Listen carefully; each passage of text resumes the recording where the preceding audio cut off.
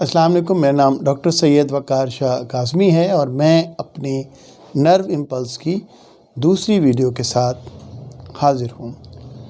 हमने अपनी पहली वीडियो में पढ़ा था कि नर्व इम्पल्स क्या होता है और इसी तरीके से हमने पढ़ा था कि इलेक्ट्रिकल पोटेंशियल क्या होता है और फिर हमने उसकी दो टाइप्स पढ़ी थी, जिसमें पहली टाइप थी रेस्टिंग मेम्ब्रेन पोटेंशियल या आरएमपी और दूसरी है एक्शन मेम्ब्रेन पोटेंशियल। तो आज के लेक्चर में हम कवर करेंगे action membrane potential. So the action membrane potential जो है, या जिसे हम एक्टिव मेम्ब्रेन पोटेंशियल भी कहते हैं, ये डिपेंडेंट होता है थ्रेशहोल्ड स्टिमुलाई के ऊपर। थ्रेशहोल्ड स्टिमुलाई होता क्या है? हमें मालूम है कि ऐसा स्टिमुलस जो मेम्ब्रेन के डिस्ट्रीब्यूशन ऑफ आयन को में चेंज ले आए या उसको रिवर्स कर दे या उसको डीपोलराइज कर दे, उसे हम थ्रेशहोल्ड स्टिमुलाइज कहते हैं। और ऐसा स्टिमुलाई जो एक्शन पोटेंशियल प्रोड्यूस ना कर सके, डीपोलराइजेशन ना कर सके या डिस्ट्रीब्यूशन ऑफ आयन को चेंज ना कर सके, उसे हम सब थ्रेशहोल्ड स्टिमुलाई कहते हैं।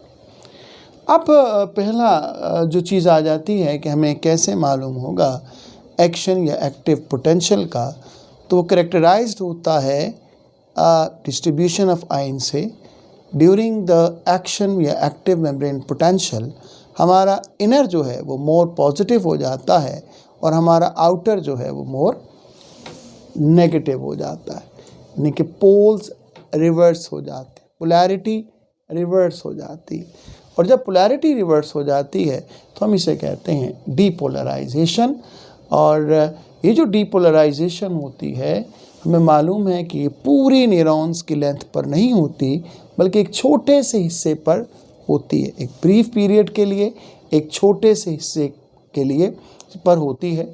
और उसके बाद टेंडेंसी है आपके नर्व फाइबर में कि वो अपना जो पोलराइजेशन है उसको रीपोलराइज करने की कोशिश करता है आफ्टर डीपोलराइजेशन। लिहाजा एक नर्व फाइबर में आपको तीनों स्टेट्स मिलेंगी। आपको पोलराइज स्टेट भी मिलेगी, डीपोलराइज स्टेट भी मिलेगी और रीपोलराइज स्टेट भी मिलती है। अब सबसे पहले हमें मालूम है कि जैसे ही थ्रेशहोल्ड स्टिमुलस आता है कहाँ पर, नर्व फाइबर पर, तो क्या होता है कि जो वोल्टेज रेगुलेटेड गेट्स होते हैं, जिन्हें हम सोडियम गेट्स कहते हैं, वो ओपन हो जाते हैं, जिससे सोडियम इनवर्ड मूव करता है। जब सोडियम की मूवमेंट इनवर्ड होती है बाय डिफ्यूजन, तो इनर जो होता है वो पॉजिटिव होना शुरू हो जाता है और आउटर जो है वो नेगेटिव होना शुरू हो जाता है। जब आपका जो इनर है वो पॉजिटिव होना शुरू होता है, तो जो पोटेंशियल है वो जंप करता है -70 से -70 MV से 0 पर और 0 से मूव करता है +50 पर। ये जो +50 है ये एक्शन या एक्टिव मेम्ब्रेन पोटेंशियल होता है। ये जो +50 है इसको हम एक्शन मेम्ब्रेन पोटेंशियल या एक्टिव मेम्ब्रेन पोटेंशियल भी कहते हैं। अब हमें मालूम है कि जो पोल्स हुए वो रिवर्स हो गए। जब पोल रिवर्स हुए तो इस कंडीशन को हम कहते हैं डीपोलराइजेशन। और ये डीपोलराइजेशन जो है आपके 1 मिलीसेकंड तक रहता है until the sodium gate are not closed। अब जब डीपोलराइज स्टेट होती है उसके बाद आपको मालूम है कि मेम्ब्रेन में टेंडेंसी होती है कि वो अपना पोटेंशियल को रीगेन करे। ये जो रीगेनिंग ऑफ पोटेंशियल होता है, इस प्रोसेस को हम कहते हैं रीपोलराइजेशन। हमें मालूम है कि डीपोलराइजेशन जो होती है, जैसे ही डीपोलराइजेशन होगी तो पोटेशियम गेट ओपन हो जाएंगे। जब पोटेशियम गेट ओपन होंगे तो पोटेशियम जो है वो बाहर जाना शुरू कर देंगे। जब पोटेशियम बाहर जाएंगे तो वो बाहर को दोबारा क्या बनाएंगे, पॉजिटिव, और अंदर को क्या बनाएंगे, नेगेटिव। और जब बाहर आपका पॉजिटिव और अंदर नेगेटिव हो जाएगा तो आपके जो पोल्स होंगे वो अपनी पहली कंडीशन में वापस आ जाएंगे। उनका जो पोल होगा, उनकी जो पोलैरिटी है वो दोबारा अटेन कर ली जाएगी। इस कंडीशन को हम कहते हैं रीपोलराइजेशन। तो ये आपकी रीपोलराइजेशन होती है। अब सवाल पैदा ये होता है कि हाइपरपोलराइजेशन क्या होती है। हाइपरपोलराइजेशन क्या होती है कि जब सोडियम गेट जब बंद होना शुरू होते हैं, जब सोडियम गेट क्लोज होना शुरू होते हैं, तो हमें मालूम है कि परमेबिलिटी ऑफ सोडियम कम होना शुरू हो जाती है, यानी इनवर्ड मूवमेंट ऑफ सोडियम जो है वो डिक्लाइन होता है, उसमें कमी आना शुरू हो जाती है। लेकिन आपके जो सोडियम पोटेशियम गेट्स होते हैं वो कंटिन्यूसली वर्क कर रहे होते हैं, यानी कि the sodium and potassium gates जो हैं दे आर कंटिन्यूसली वर्किंग और वो अपना काम कर रहे होते हैं। अब ये सोडियम पोटेशियम गेट क्यों काम कर रहे होते हैं? ताकि वो रिस्टोर करें किस चीज़ को, आपके ओरिजिनल रेस्टिंग पोटेंशियल को, आपका जो ओरिजिनल रेस्टिंग पोटेंशियल है उसको रिस्टोर करें। देन इसमें क्या होता है, आपका जो इनसाइड होता है वो बिकम मोर नेगेटिव, थोड़ा सा नेगेटिव जो पोटेंशियल है वो ओवरशूट कर जाता है। जब जो आपका जो इनर है वो उसमें थोड़ा सा मोर नेगेटिव हो जाता है या उसमें जो पोटेंशियल है वो ओवरशूट कर जाता है, तो this condition is called as hyperpolarization. अब हाइपरपोलराइजेशन क्यों होती है, यानी कि जो इनर नेगेटिव पोटेंशियल है वो ओवरशूट क्यों करता है? तो इसकी एक सिंपल सी रीज़न है कि इसमें there is a slight delay होता है, किसमें?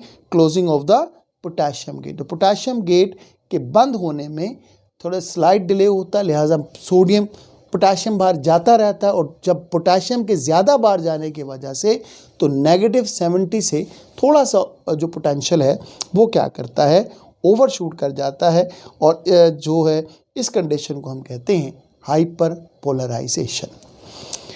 रिफ्रैक्टिव पीरियड क्या होता है? ये वो पीरियड होता है जिसमें जो नर्व फाइबर होता है वो अपना ओरिजिनल रेस्टिंग मेम्ब्रेन पोटेंशियल जो है वो रिटेन करता है। देखिए, जब डीपोलराइजेशन से रीपोलराइजेशन हो रही होती है तो जब रीपोलराइजेशन कंप्लीट होती है तो जो पोटेंशियल पोलैरिटी होती है वो सेम होती है, यानी at the state of polarization और at the state of repolarization polarity same है, यानी कि they have the same polarity. तो डिफरेंस किस में आ जाता है? आयोनिक डिस्ट्रीब्यूशंस के अंदर, यानी कि आयोनिक डिस्ट्रीब्यूशन में चेंज होती है, यानी कि जो आयोनिक डिस्ट्रीब्यूशन आपके at the time of polarization था वो at the time of repolarization नहीं होता। ठीक है, पॉसिबली आपका इनर मोर नेगेटिव हो जाता है, लिहाजा अपने उस जो रेस्टिंग मेम्ब्रेन पोटेंशियल को अटेन करने के लिए, अपने उस रेस्टिंग मेम्ब्रेन पोटेंशियल की आयनिक डिस्ट्रीब्यूशन को रिटेन करने के लिए हमें 4 मिलीसेकंड्स चाहिए होते हैं। ये 4 मिलीसेकंड्स जो होते हैं ये आपके आयनिक डिस्ट्रीब्यूशन को भी बिल्कुल ऐज कर देते हैं जैसे कि वो पोलराइज स्टेट पर था।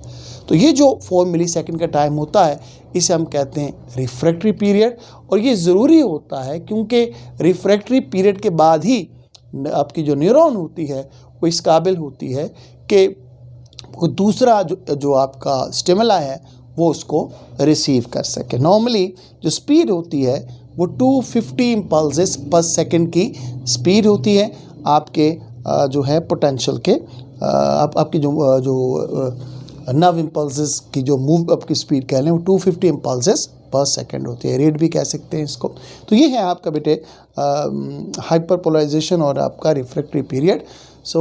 मैं दोबारा बता देता हूँ कि ये कैरेक्टराइज्ड होता है, इसमें आपका बाहर वाला नेगेटिव ज़्यादा हो जाता है, अंदर वाला पॉजिटिव ज़्यादा हो जाता है, आपके पोल्स जो है वो रिवर्स हो जाते हैं। इस कंडीशन को डीपोलराइजेशन कहते हैं। और आपको मालूम है कि ये शॉर्ट रीजन के ऊपर होता है और थोड़े से टाइम के लिए होता है। पोटेंशियल सेट कैसे होता है? थ्रेशोल्ड स्टिमुला है, जो कि एक्शन पोटेंशियल प्रोड्यूस कर ले स्टिमुला है वो थ्रेशोल्ड है, जो ना कर सके वो सब थ्रेशोल्ड है। सबसे पहले क्या होगा? स्टिमुला आएगा, सोडियम गेट ओपन होंगे, सोडियम इनवर्ड मूव करेगा, परमेबिलिटी ऑफ सोडियम इंक्रीज होगी, अंदर पॉजिटिव ज़्यादा, बाहर नेगेटिव ज़्यादा हो जाएगा, पोल रिवर्स हो जाएंगे, पोटेंशियल जंप करेगा -70 से 0, 0 से 50, और जब वो 50 पर आ जाएगा तो आपकी डीपोलराइजेशन हो जाएगा। अब ये स्टेट जो है ये 1 मिलीसेकंड तक रहती है, उसके बाद रीपोलराइजेशन स्टार्ट होता है। आपको मालूम है जैसे डीपोलराइजेशन होती है पोटाशियम गेट्स जो होते हैं वो ओपन हो जाते हैं, पोटाशियम बाहर जाना शुरू हो जाता है। जब पोटाशियम बाहर मूव करता है तो आपका इनर जो है वो अगेन बिकम वो नेगेटिव होना शुरू हो जाता है। जब बिकम नेगेटिव होना शुरू हो जाता है तो आपकी जो नर्व फाइबर है वो रीपोलराइज हो रही होती है। लेकिन हमें मालूम है कि there is slight overshoot in the negative potential inside. ये जो ओवरशूट होती है इसको हम हाइपरपोलराइजेशन कहते हैं। हाइपरपोलराइजेशन क्यों होती है? क्योंकि आपका जैसे delay of closing of potassium ion, जब वो डिले होता है तो मोर सोडियम बाहर जाते हैं जिससे आपका नेगेटिव आयन जो है वो ओवरशूट कर देता है। इसके लिए रिकवरी पीरियड रिफ्रैक्टिव पीरियड होता है। रिफ्रैक्टिव पीरियड में क्या होता है, आपका ओरिजिनल पोटेंशियल जो है ओरिजिनल रेस्टिंग मेम्ब्रेन पोटेंशियल को अटेन किया जाता है।